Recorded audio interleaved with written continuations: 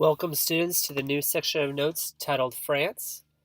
There was another section of notes titled Britain, but this one is separate, titled France. Keep in mind you are taking Cornell Notes. Make sure after the notes to put the cues on the left-hand side and create a one-sentence summary. As you can see right here, France is going to be south of Britain. Unlike Britain, which is an island, France is going to have a few different neighbors. It'll have a couple of coasts, making it strategic for trade and with the rivers, as you can see. But the neighbors is going to make for a challenge for France to maintain its independence. Charlemagne, if you remember him, he was the Holy Roman Emperor of the European areas of Germany and France and such. His empire is going to end up breaking up. The French dukes and counts are going to rule the lands and independently under the feudal system.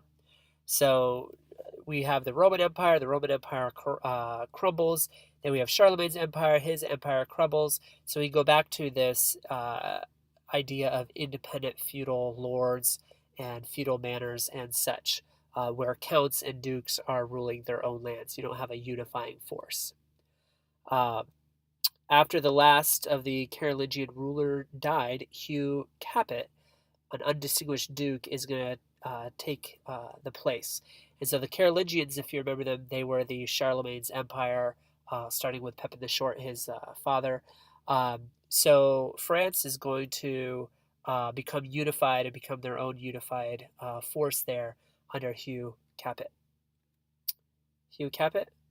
The Capet family, only one ruled a small territory, but as its heart was Paris. So even though France wasn't as big under the Capet family, Paris was at the heart, and so it made it the most important of the different feudal regions there.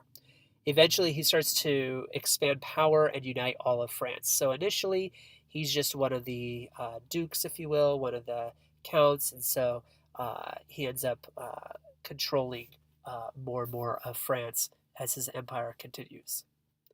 The Capetian dynasty under Hugh Capet is going to be from 987 to 1328. You don't need to write that down, but almost 400 years is going to be their ruling dynasty. Then we have Philip II of France. He's one of the most powerful of the Capetian kings. He's going to be one of the heirs of Hugh Capet. He's going to rule from 1180 to 1223. He's going to become king at age 15. You don't need to write that down as that is italicized, but he becomes a king very early on. Same man, Philip II. He set out to weaken the power of the English king. That's probably the most important point here. As you see, the French and the English are going to be at odds with one another, and so he really sets out to weaken the English king. And he has very little success against Henry II and Richard the Lionhearted, but then when King John comes along, as we've looked at before, King John is very weak. He's not a very good military strategist. He is going to have a lot of success against King John. You don't need to write this down, but interesting, his name Augustus means majestic, and so he was a majestic king, one of the best of the French kings. He's going to take northern France, which is Normandy, from King John, and he's going to triple the size of the empire by the end of his reign, the French territories. Then we have Louis IX, also known as the ideal king. He's going to be the grandson of Philip II, so he has kind of a lot to continue in that great kingship. He's going to rule from 1226 to 1270. You don't need to write this down. You do need to write down this. He made France's central government even stronger. So remember that before you have this Hugh Capet and the Capetian dynasty, you have a lot of different fragmented kingdoms, a lot of different fragmented feudal systems and lords. So he's really going to bring the unity there. So France becomes the most unified under Louis IX.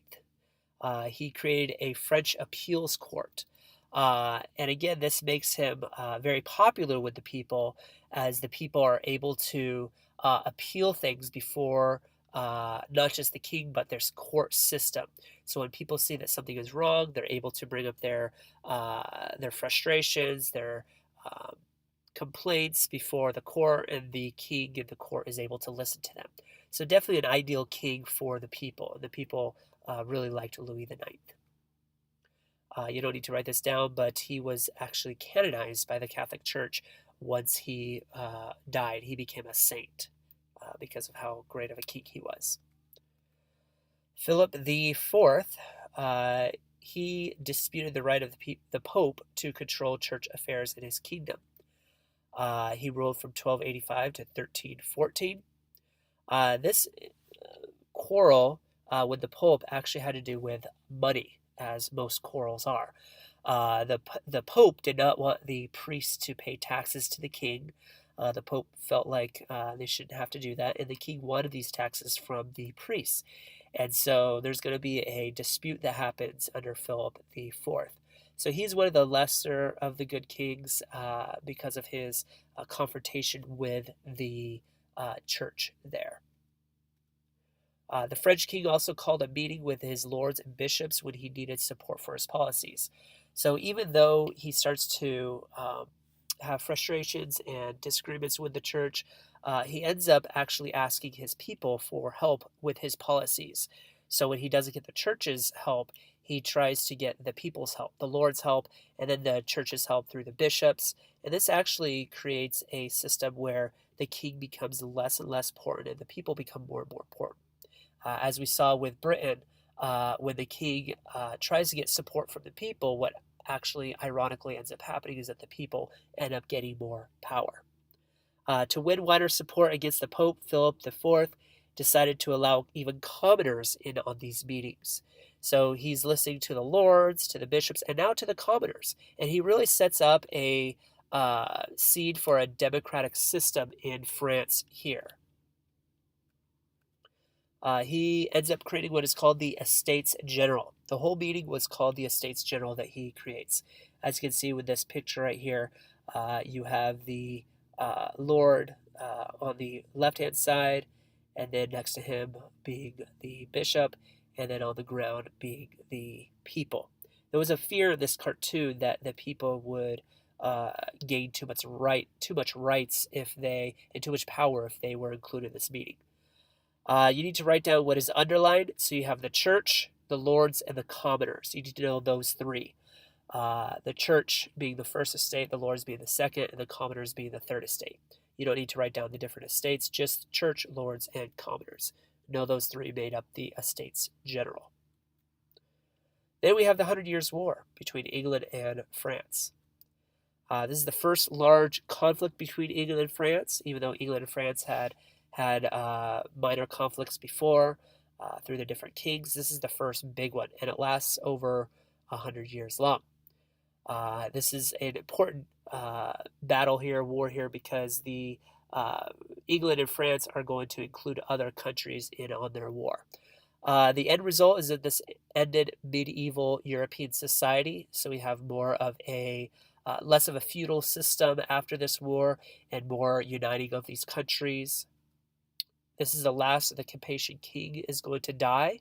So you're going to have an end to the French Capetian kings under Hugh Capet and his heirs. England is actually going to claim French territory. So even though the French win in the negotiation, parts of France is going to be English territory, as you can see with the map here. Also, warfare is going to change. The less knights are going to follow the code of chivalry, so chivalry starts to die off. Also, English archers are used as longbowmen to knock knights off of the horses, so you see a lot more archers being used versus knights and horsemen. You also have the famous Joan of Arc. She was a peasant woman, peasant girl actually. She was very young when she received the visions from God. She led the French to victory. She became a patron saint, if you will, that led these people to victory.